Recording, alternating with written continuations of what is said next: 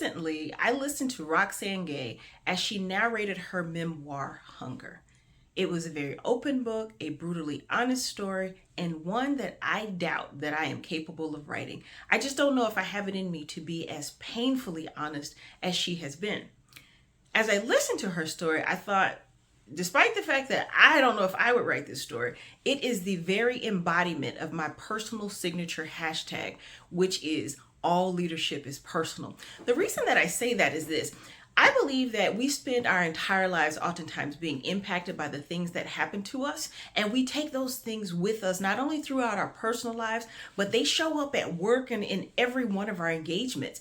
And in her book, she talks about just that, how this experience has shown up in every part of her life, and how now that she's honest with herself about that experience and how it has affected her, how she makes demands to accommodate it, if you will, in her personal life right now. I just thought it was an amazing way to really show how what happened to you then can go with you into forever, if you will. So you might ask, well, what happened? When she was 12 years old, she was gang raped by a boy she knew and several of his friends. She didn't tell anybody because she was ashamed and embarrassed because she had kissed him a couple of times, and she had no business, as a good Catholic girl, kissing him anyway. As a result of that, she chose to hide by protecting herself, and she protected herself with food because she knew if she gained weight, she'd be less appealing to men and therefore less likely to be targeted. Then the story talks about how she spent the rest of her life running from this incident and this pain and realizing that she can't run from it, trying to run from it, both literally and figuratively, and found that wherever she went, that pain went with her.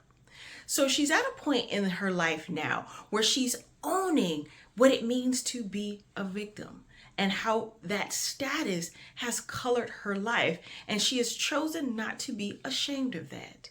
Furthermore, not only is she a victim and has she owned it, she's also owning some of the behavior that she engaged in and how those choices affected her life as she was running from pain, trying to escape pain, not dealing with it, but making choices in the middle of that. Make sense? And she's also talking about what it means to own those experiences, her life, and her body right now. So just to give you some idea of what I mean by owning it, she talked about how when she started gaining weight at one point in her life, her heaviest, she was almost 600 pounds. As a result of that, she says she's 6'2", she's a large woman, she'll never be small, and she's over trying to pretend, if you will. So if you want Miss Gay to come speak at your event, you must pay for 2 first-class plane tickets. She's not going to be uncomfortable to come to your event. On the other hand, she talks about how it shows up in other parts of her life, how she loves tattoos and what that represents and what that means.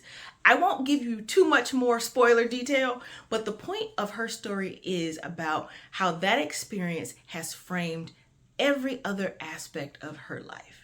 The question I'd like you to ponder is how your experiences, your early experiences, show up for you personally and professionally. I think it takes a lot of courage and a lot of bravery to confront ourselves. Are you willing to confront yourself?